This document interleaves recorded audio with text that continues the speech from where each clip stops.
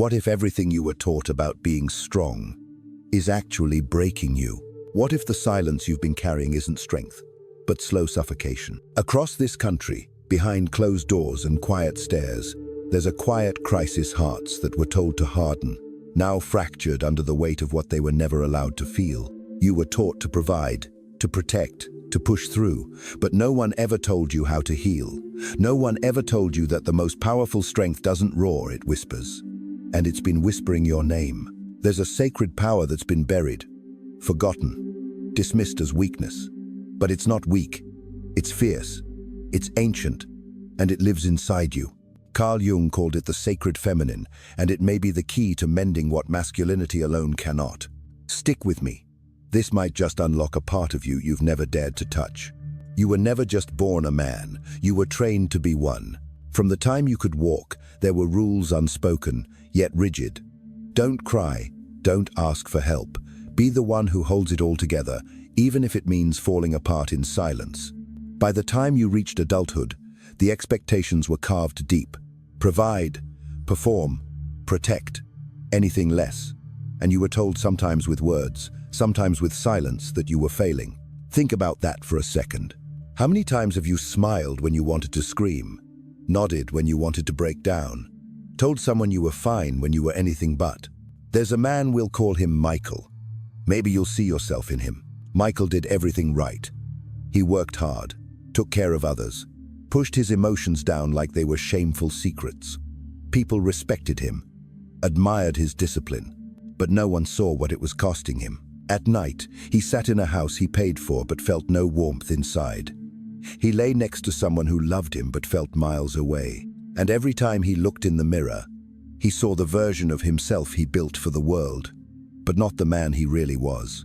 That's what happens when your worth is built entirely on what you can do, not who you are. You become a character in someone else's script, a strong jawline and a heavy silence. But inside, there's a quiet collapse, depression without tears, anxiety without words, anger that simmers just beneath the surface, looking for a crack to escape through. If any of this feels familiar, hear this now. You are not alone.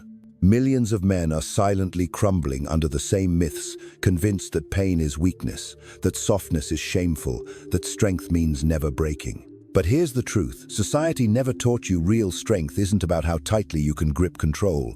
It's about how bravely you can let go. There is a force inside you that you've been taught to suppress. A part of you that doesn't fight to dominate but holds space to feel, to listen, to soften, to love without fear. Carl Jung called it the sacred feminine. It's not about gender. It's about balance, integration, wholeness. This isn't some abstract spiritual idea. It's real, it's rooted, and it's powerful. You've just been taught to forget it. But what if you could remember? What if the healing you've been searching for isn't outside you, but hidden in the very part of yourself you were told to bury? This story, your story, isn't about weakness. It's about reclamation. About peeling off the armor, one heavy piece at a time, and finding that the softness beneath is not fragile. It's sacred, and the moment you touch it, everything changes. Let's keep going. There's a part of you you've been taught to ignore, not because it's dangerous, but because it's powerful. Carl Jung called it the anima, the feminine aspect of a man's soul. It's the part that feels deeply, creates intuitively, and connects without needing to control. But in a culture that worships domination, logic, and performance, the anima gets buried. And over time, what's buried starts to rot. You've probably heard the phrase, be a man. But no one ever tells you what that actually means, except to not be a woman. Don't cry like a girl. Don't act soft. Don't show emotion. Just fight. Just win. Just push harder. And so, many men become warriors not in the world, but against themselves, fighting their own sensitivity, battling their intuition, silencing their vulnerability. You become your own enemy without realizing it. But here's the truth you were never told. That softness you've been at war with, it isn't weakness, it's wisdom. And it's the very thing that can lead you home. The sacred feminine isn't passive. She's like water. She doesn't charge through walls. She dissolves them. She doesn't shout to be heard. She listens until the truth has no place left to hide. She is patient, But she is not weak. She is fierce in her gentleness and relentless in her stillness. You weren't meant to live cut off from her. Imagine this. A young man wanders deep into the woods. He's been walking for days, driven by ambition, chasing something undefined. He has his weapons, his armor, his pride. But as night falls, the forest thickens, and he loses all sense of direction. The more he pushes, the more lost he becomes. Every path looks the same. His strength is useless here. He drops to his knees, exhausted, ashamed. That's when he hears it, not a command, not a roar, but a whisper, a presence. A soft, glowing figure appears between the trees. She doesn't speak with words, but with feeling. She doesn't point the way, she invites him to feel it. And as he lets go of control, stops trying to lead, something shifts. He starts to see, not with his eyes, but with something deeper. The forest hasn't changed. He has. This is the power of the sacred feminine. She doesn't drag you out. She calls you in, into your own heart, into your wounds, into the parts of yourself you've spent a lifetime avoiding. And if you're honest with yourself, when was the last time you let yourself be led, instead of forcing your way forward? The anima isn't just an idea. She's alive in you. She shows up in your dreams, in your flashes of emotion, in the still moments when your mind goes quiet and something deeper stirs. But most men are too busy fighting their reflection to recognize her. You may have felt her before in that moment of deep grief when your walls finally cracked. In the presence of someone who saw through your mask. In the silence after the storm, when all you could do was breathe and finally just be. This isn't about becoming someone new. It's about remembering who you were before the world told you who to be. Jung believed that healing comes from integration, not from cutting out parts of yourself, but from reclaiming them. The masculine and the feminine aren't enemies, they're partners. And when you let them work together, something extraordinary happens. You stop living in halves. You stop pretending. You stop surviving and start living. So the question isn't whether you're strong enough, you already are. The real question is, are you willing to stop fighting yourself? Because the path to wholeness begins not with force, but with surrender. And the voice you've been told to ignore might be the one you've needed all along. Some wounds don't bleed. They echo. You feel them not in your skin, but in your silence. In the way your jaw tightens when someone gets too close. In the way you say, "I'm good," even when you're drowning. These wounds are passed down, often without words. From fathers who were never shown how to feel, to sons who were never given permission to try. The pain isn't always loud. Sometimes it looks like strength. Sometimes it sounds like laughter. But underneath, it hums a quiet ache, waiting to be named. Maybe your father never told you he loved you. Maybe he did, but only when you won, achieved, behaved. Maybe he was present in the room, but absent in every way that mattered. Or maybe he disappeared entirely. Whatever shape his shadow took, it left a mark, and if you're honest, part of you has been carrying that mark ever since. This is the inheritance we didn't choose. Carl Jung called it the shadow, the parts of ourselves we deny, repress, or refuse to see. Often, these parts aren't evil, they're just unwanted. The soft voice that says, "I'm scared." The longing for comfort. The tears that were shamed out of you before you could understand what they meant. When a boy grows up watching a man push all that down, he learns to do the same. He becomes an expert at shutting doors inside himself. He learns to numb, to endure, to keep going, no matter what's breaking underneath. And when that boy becomes a man, he often doesn't even realize how much of himself he's locked away. But what if those locked doors are exactly where your freedom lives? What if the part of you you've been taught to hide, your sensitivity, your empathy, your need for connection, isn't a flaw, but the beginning of your healing? You see, the shadow doesn't disappear just because you ignore it. It festers. It shows up in your relationships, in your anger, in your disconnection. But when you bring it into the light, when you stop running from the part of you that feels too much, cares too deeply, wants too badly, you begin to break the chain. Not just for you, for every man who came before you, and everyone who'll come after. This isn't easy work. It takes courage to open wounds you were told to keep hidden. But it's the only path to becoming whole, to finally stepping out of the role you inherited and into the truth of who you are. You are not your father's silence. You are not the pain he couldn't name. And you are not broken for wanting more. You are a man in the making, not through rejection of your softness, but through its embrace. And that's where we go next. There's a moment many men never forget. Not because it's loud, but because it's real. After years of keeping it together, of holding back every tear, one crack finally breaks open. And suddenly, emotion floods in like a storm that had been building behind locked doors. It doesn't ask for permission. It just happens. It might come late at night, sitting alone in a car with nowhere else to go. Or in a conversation with someone who simply sees you. Or maybe for no clear reason at all, just a wave that crashes over you. And for the first time in years, you don't fight it. You cry. And not just a tear. A full release, raw, choking, unstoppable. You cry like a man who has been holding his breath for decades. And in that moment, something shifts. That isn't weakness. That is return. The sacred feminine doesn't enter with force. She comes quietly, like a mother's touch. Gentle, yet undeniable.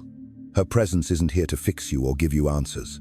She's here to remind you that you're still human, that your softness is still intact, that beneath all the armor and noise and expectations, your heart still beats. And for the first time in a long time, you let it. This is the beginning of healing. Not when everything is solved, but when you finally stop trying to solve everything.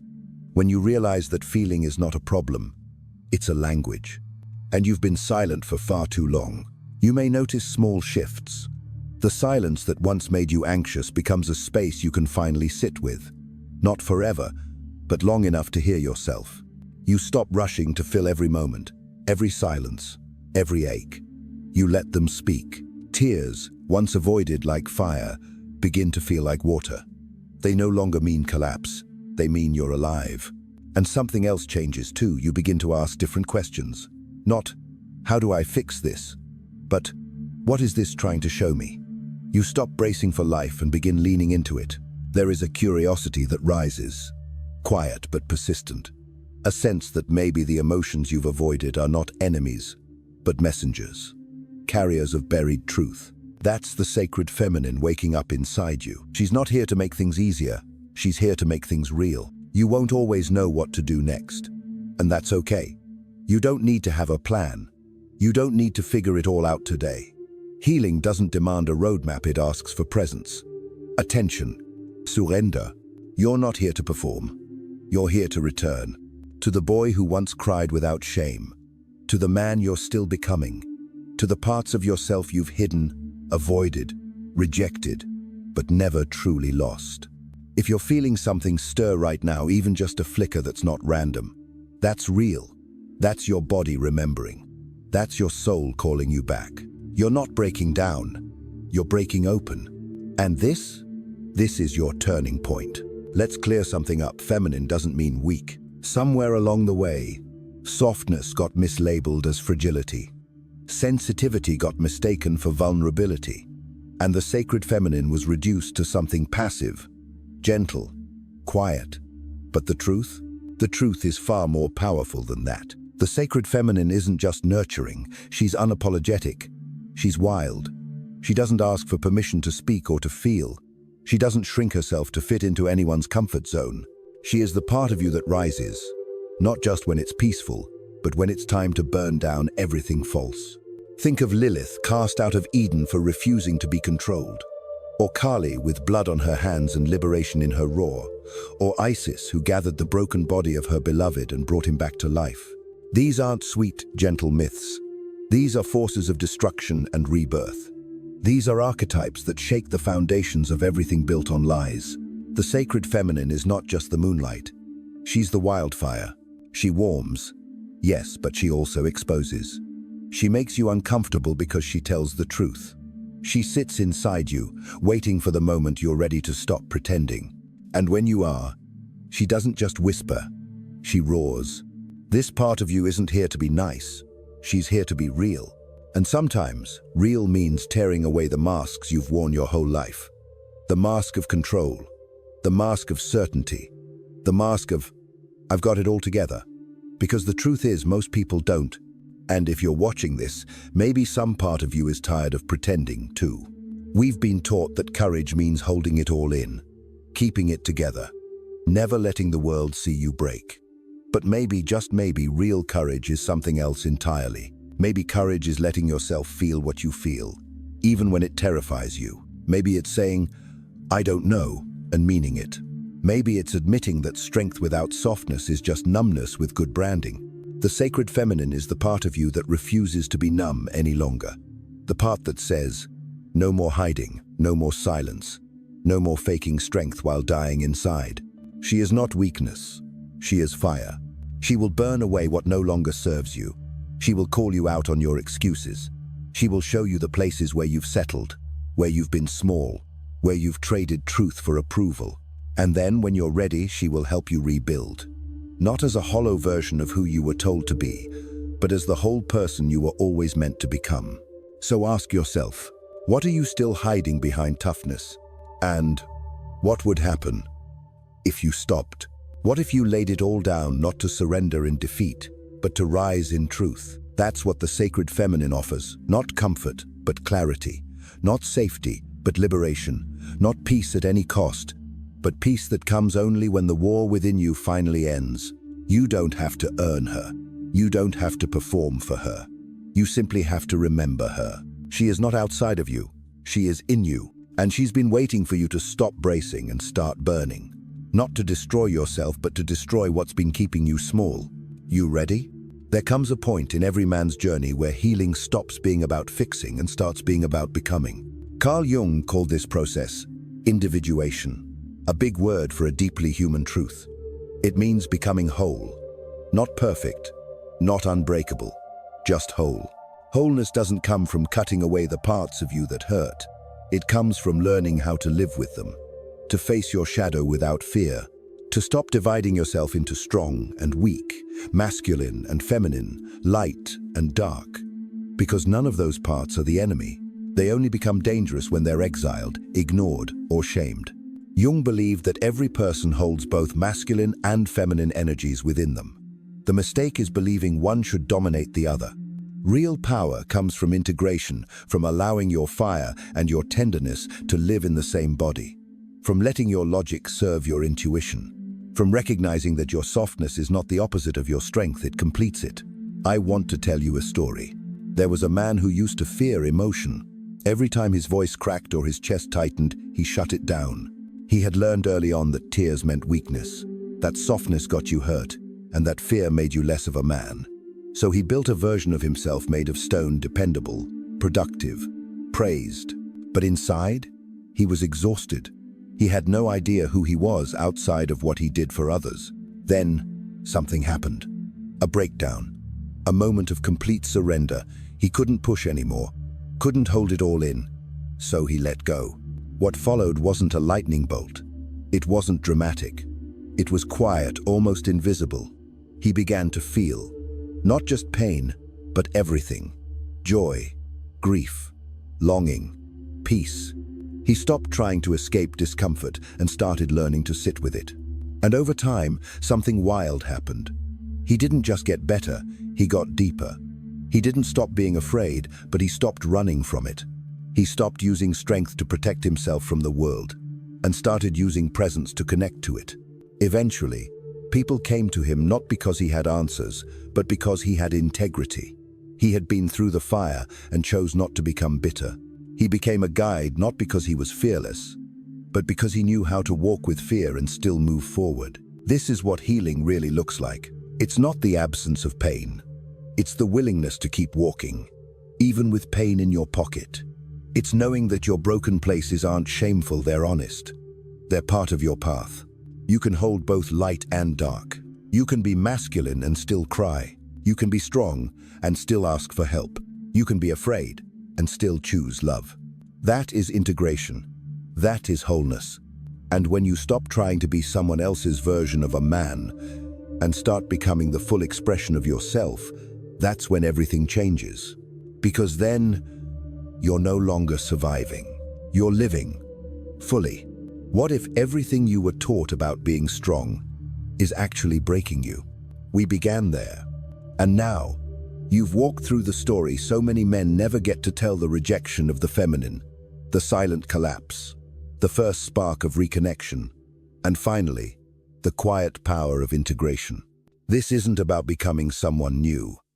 It's about remembering the part of you that was never gone, just hidden. The sacred feminine isn't something outside of you. She's not a myth. She's not an idea. She's a force that has always lived within you, waiting to be remembered, waiting for you to come home. So now, I'll ask you again, what if this sacred power isn't outside you, but has always lived inside, waiting for you to come home? And if something in you stirred while watching this, if a word hit deep, or a truth echoed where silence used to be, don't keep that to yourself. If this resonated with you, share it. Someone else out there is waiting for this message. Comment below what part of this hit you the most. And if you're ready to go deeper, subscribe. This journey is just beginning.